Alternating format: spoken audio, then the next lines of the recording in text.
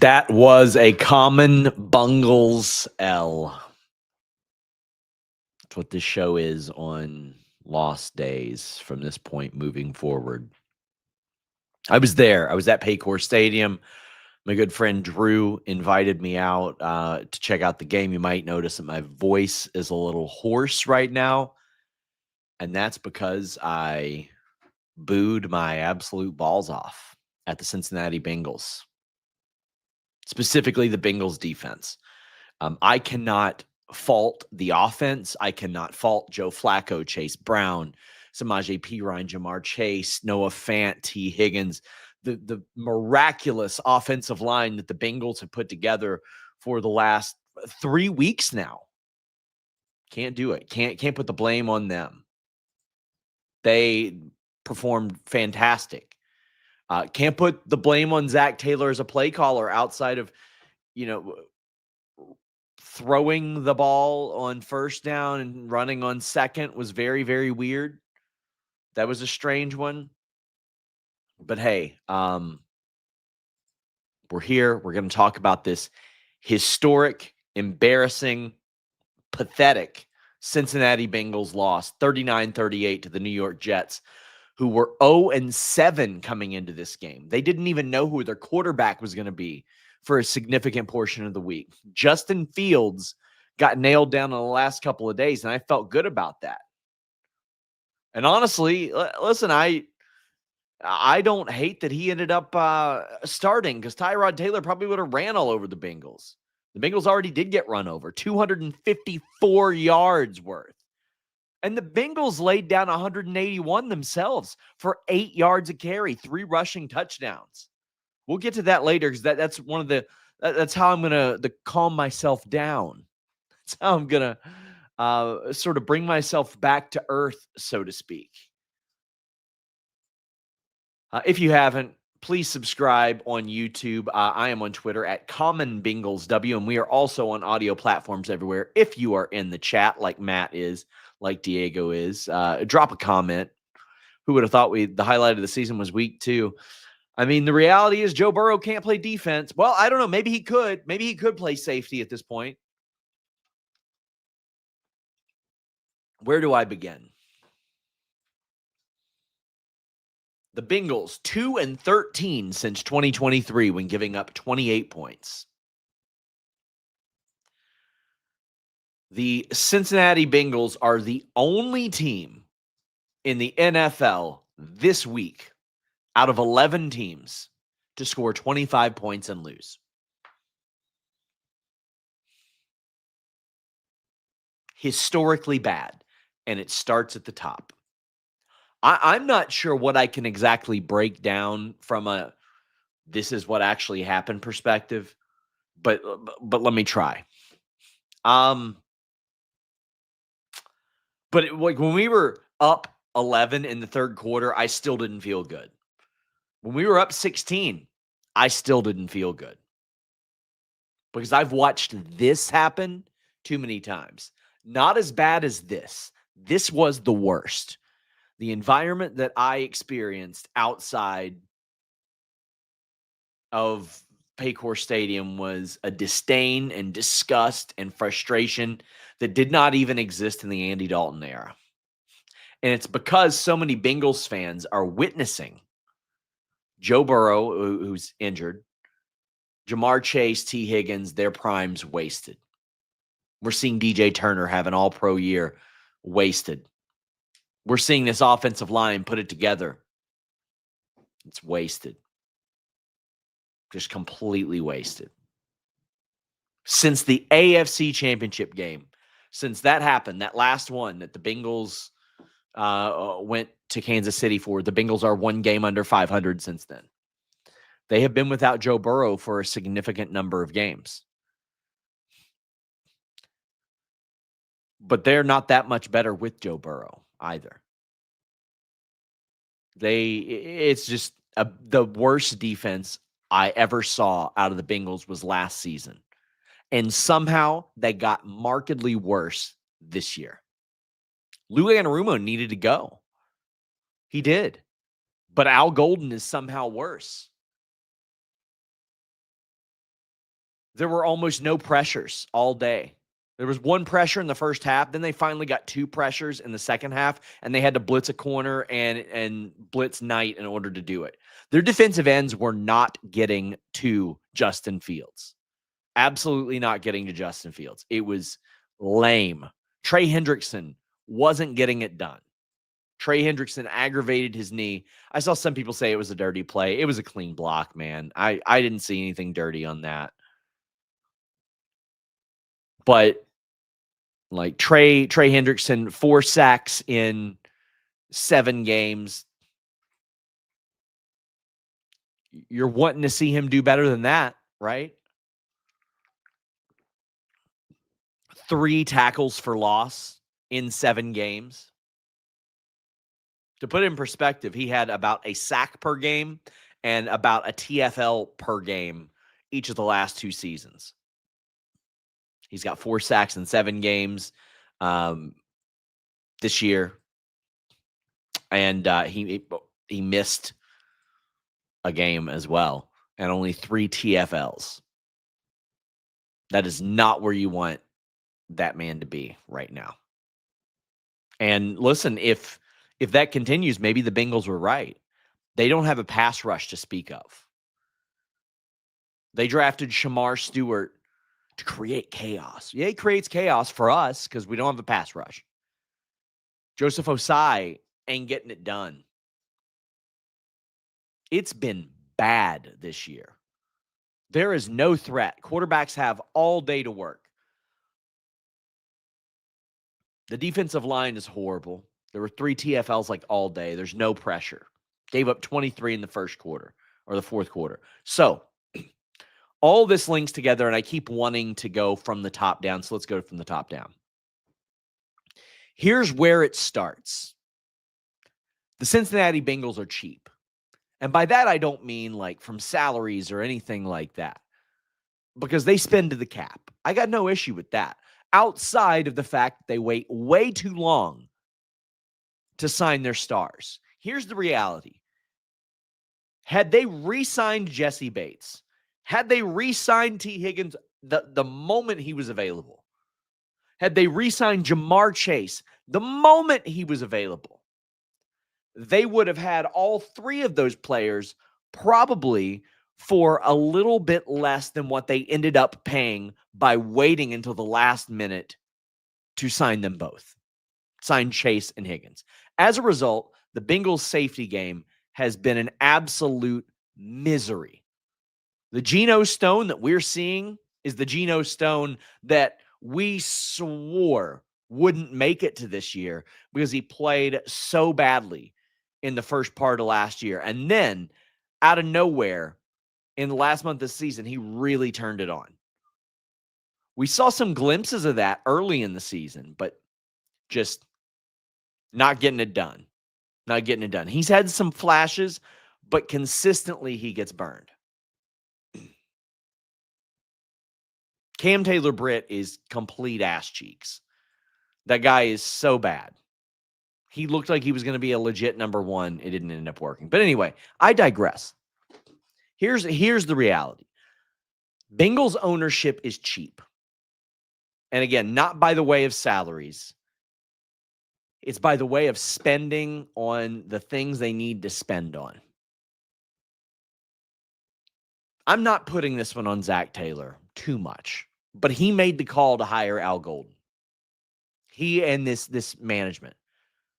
This management decided to not have a real full scouting department. And that has really affected the Bengals. You might say, oh my gosh, well, just why don't you draft more defensive players? They did. McKinley Jackson can't get on the field. I want to know what's going on here. I want to know why it is that the Bengals' 2 third-round picks can't get on the field. By the way, Yoshi Voss is very unreliable. And I saw Israel say he doesn't care if Jermaine Burton's playing dice or doing an illegal gambling ring. Get him on the field in some capacity. I agree. Or tell us why he's not. Tell us why McKinley Jackson can't hit the field. Because this defensive line is miserable. They let DJ Reader go, and I didn't have a problem with that. But BJ Hill ain't getting it done. Chris Jenkins ain't getting it done. They spent 2 top 3 picks last year to really help shore up the defensive line. They've been drafting on potential a lot too. I'm sick of them drafting on potential. Shamar Stewart missed a bunch of games, has not played well. Demetrius Knight was a questionable pick at number 2, hasn't lived up to it. Had some flashes. Barrett Carter misses tackles all the time. 4th round pick. Chris Jenkins still ain't getting it done. McKinley Jackson can't hit the field. Who else we got? Josh Newton. Might as well give him more reps. Why not? DJ Turner's paid off. Miles Murphy, where are you? Number 1 pick in 2023. Let's take a look at who the Bengals could have had in 2023 instead of Miles Murphy. Well, right off the bat, they could have had Derek Hall, who has been was significantly better. Could have got Dexter, the defensive lineman. Could have got Thule.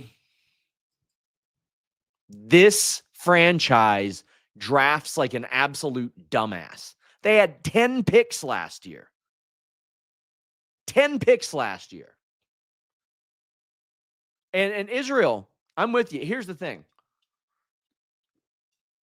Draft on-field performance, not on hopes and dreams. Especially if you're going to play hardball with these guys on their second contracts anyway. Go ahead and get guys that you know are going to be able to deliver. You know that you're going to have to go cheap on the defensive side of things. That is a reality because you got to pay an expensive offensive line, which we'll talk more about later because that was actually good. You're paying Joe Burrow, Jamar Chase, T. Higgins, and for some reason, Mike Gesicki. Just because Burrow wanted him back, you threw $7 million at him instead of throwing $7 million at somebody to help shore up the defense. And I had so many people say, well, Joe wanted him. So, all right, well, Joe gets Jamar Chase and T. Higgins. You don't also have to have him keep Mike Gesicki. The Bengals' method of tight ends being, hey, come here and work on the cheap for 1 year and then go make a bunch of money elsewhere next year has worked really well for them. CJ Uzomah went and made his money elsewhere. What happened? Hayden Hurst came here, made his money elsewhere. What happened? Irv Smith was a bust. Don't count that. Mike Gesicki, they re-signed. And thank God they signed Noah Fant because that's what's going to happen to him as well. He's going to go somewhere else. But because ownership is cheap, they are wasting prime years of the Bengals, and they're also wasting what little free agent attraction existed. And that free agent attraction is play with Joe Burrow, Jamar Chase, T. Higgins, and these guys. Because now free agents are seeing, well, that ain't working out for everybody else. Management is weak. The scouting department doesn't exist. The team drafts poorly. They don't pay people early enough.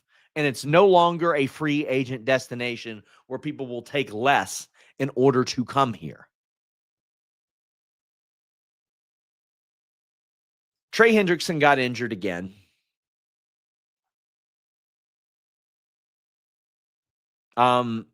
I do think now we are seeing the last season of Trey Hendrickson in Cincinnati.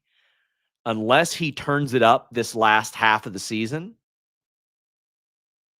I think there might be an opportunity because you don't bring back Trey Hendrickson at this price next year for this performance. It's not been good. And listen, they're going to have giant pay increases elsewhere as well. Now, during the bye week, I'm going to do what happens to the Bengals cap and all that stuff. But when that salary cap jumps 15 to 20 million next year, every cent of that needs to be spent on the defense. Every cent of it. The Bengals need to go defense heavy again in the draft. Maybe get a center. I don't know the reality of Eric All and if he's coming back. Because, like, listen, you might not have to go get a free agent tight end if Eric All can recover, but I don't know the reality of that. I can't imagine them keeping Mike Gesicki when they need every cent they can to shore up the defense. But if this season gets really, really bad, you're going to have to let Trey walk. Now, Cody says trade Trey and get something for him. So the something they get for him would need to be a player with years left on his deal and at least a third, or something above a third, because they'll get a third for him if he just walks because of a comp pick, because they won't have the money to bring in a big ticket free agent that will reflect that will negate the third. You know what I mean? For the comp pick. And that's what they had. They got a bunch of them last year. They had a bunch of comp picks that were really going to help them. I don't know, man. It was really embarrassing. The defensive line allowed 7 yards a carry. And the Jets were worse. And the Jets have like three out of their 4 guys on that defensive line are first round picks. So I'm impressed with that end of the Bengals. Like, it's not going to be all bad. But let's talk about the negative. The play calling at the end of the game, passing on first down, running on second down, especially with the way they've been running the ball, was insane. Insane. And I think that Zach Taylor probably thought, okay, we're running the ball really well, so they won't expect us to on second down in this spot. But I wouldn't have done it. I listened to a lot of the post interviews, so to speak, and I haven't seen Zach Taylor's yet. But Jamar has had it with the defense, and it seems like Zach Taylor as well. But I saw somebody say, activate diva mode. No, it's okay for this man to be frustrated that they scored 38 points in an NFL game and lost. It's okay. Now, I want to say to the media, and I say this as someone who is a heavily criticized member of media in my day job. Like, I get how frustrating it is. I get how annoying it is to see people say, guys, ask this question, ask this. Why don't you ask this? I'm not going to tell you to ask anything. But what I'm going to tell you to not ask and not say is, how big is it for that play? How disappointing is it? How crucial is it? That's a leading question. And first off, your subject's going to be like, I don't know, dumbass. Why don't you just come out and say that? Like, you're just trying to get your point across instead of finding out something. Do you think the defense should make some moves?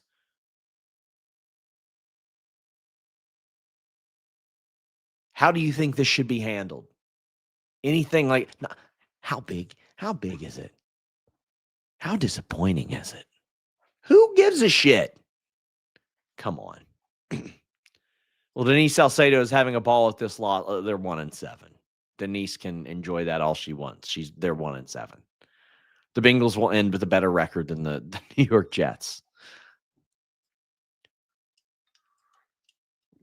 So it's like, well, what do the Bengals do?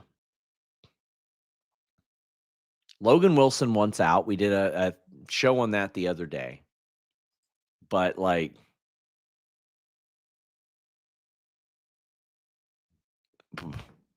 all right, if you can get a draft pick for him, goodbye. See ya. Cam Taylor-Britt is bad. He is really bad. And the unfortunate reality is he's a second-round pick.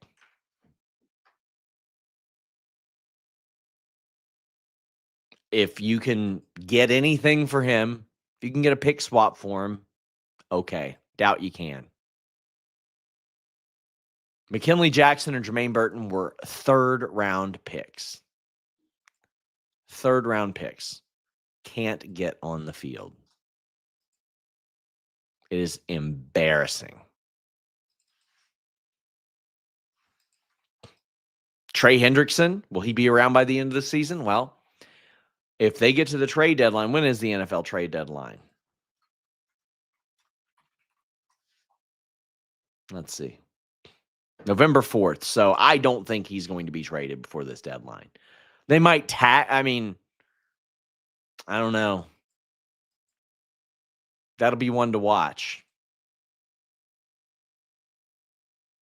Depending if they lose next week, I think there's a chance that he gets traded. Yeah.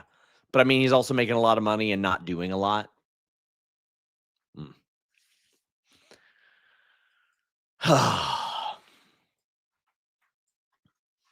Let's talk about the positives. Because there were a lot of positives despite how depressing this was. First touchdown in the first quarter since Joe Burrow got injured. Yep. Here's a positive. The Steelers are still getting beat. So, Bengals will still be maybe a game and a half out. But how much does that hurt to watch the Steelers getting beaten, and the Bengals would have been half a game back had they just not screwed it up? Had they just not sorry, I forgot the two, which, by the way, I missed the most egregious elements of this. Losing the game on a running back thrown touchdown is abusive and egregious and lame. But here's where the Bengals lost the game. They lost it because they couldn't stop one of two-point conversions that should have been stopped. They let Justin Fields dance all over that field. Couldn't tackle him. Then they couldn't drag him down. And they gave up another one that had to be reviewed. Originally wasn't called a two-point conversion, but he made it through.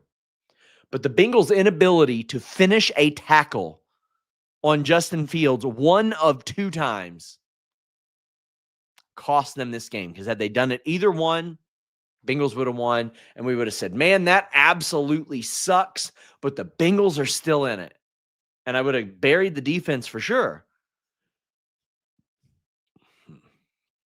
Billy Donovan, good friend, says, Jets offense showed all game they had zero respect for that defense. Nobody has any respect for our defense.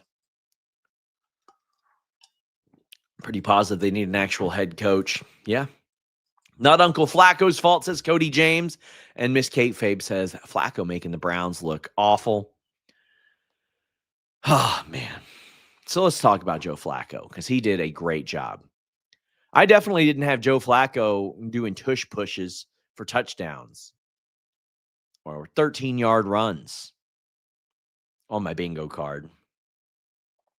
This is the first time in the last 13 games that the Bengals have ran for over 130 yards and lost. Chase Brown, 6.1 yards a carry. He had a long of 22, 73 yards on 12 carries, had a touchdown. Samaje Perine went insane. He had a 32-yard rush, but also 9 carries, 94 yards, 10.4. The Bengals averaged almost 8 yards a carry. And they did. That's the reality. The Bengals did average 8 yards a carry, because if you eliminate that one carry, that tush push from Joe Flacco, that's up to 8 yards.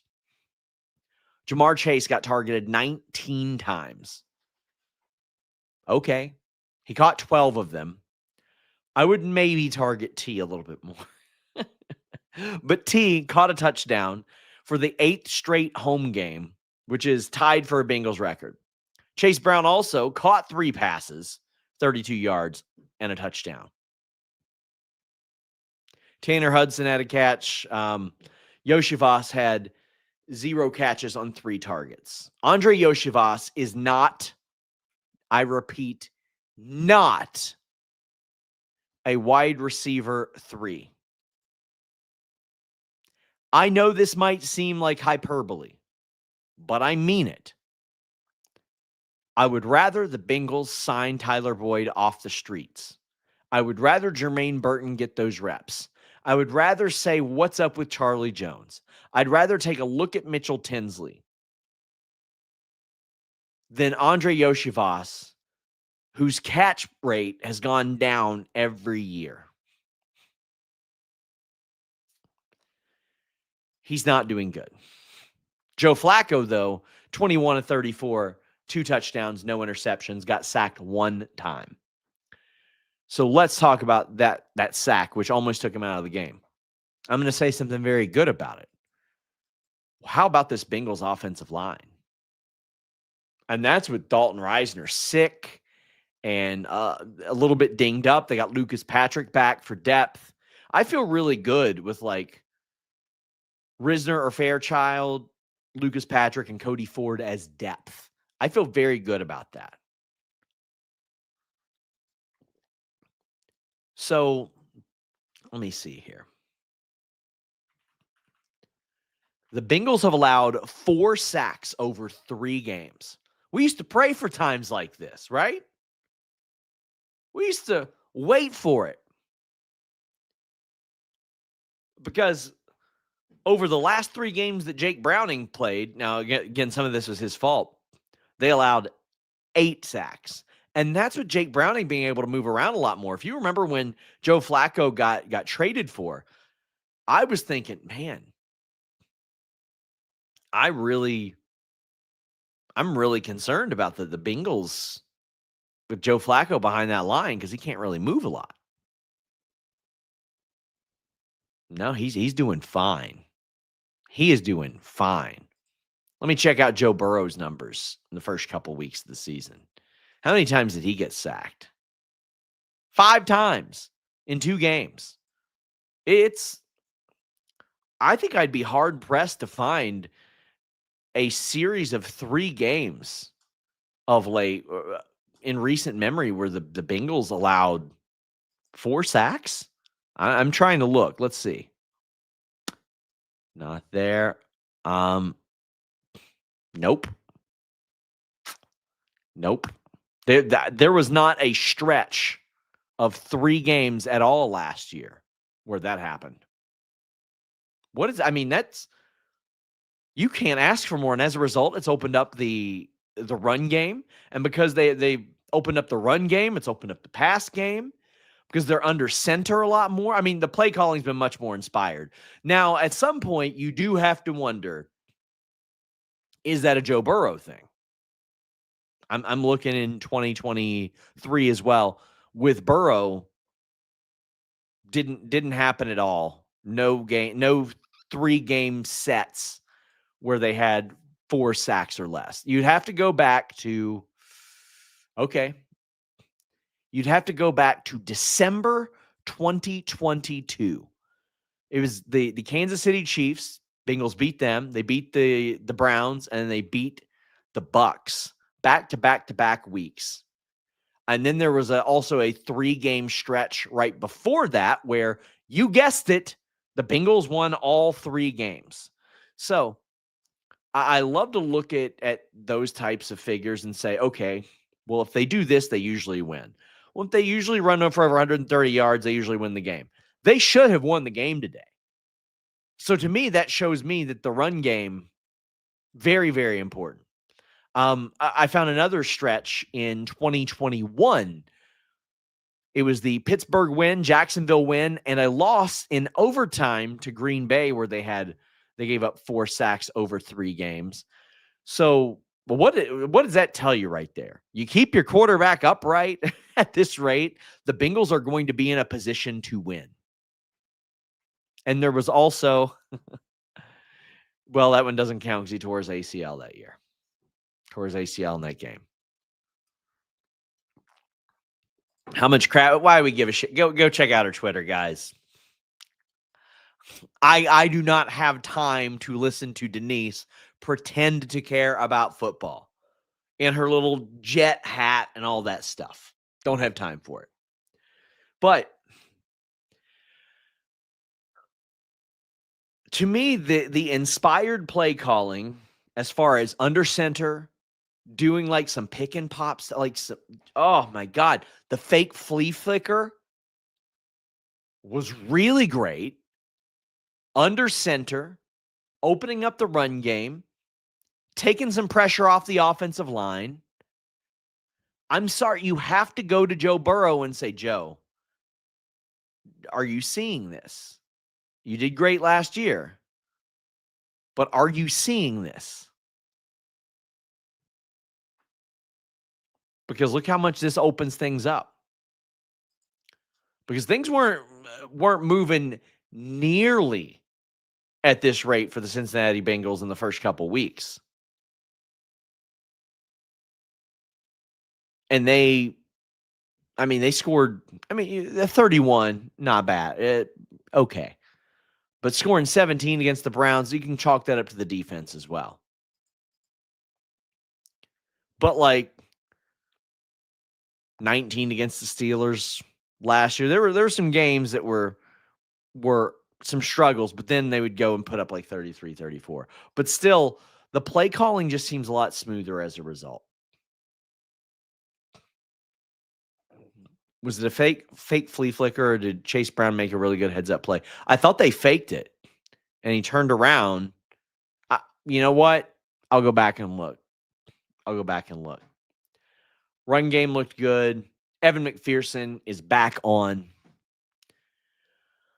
Oh, guys, it's a bummer. I will be here next week after the Bears game, and then in the bye week, I'll be doing a What the Hell Happens Next Season stream. Till next time, my friends, we're out.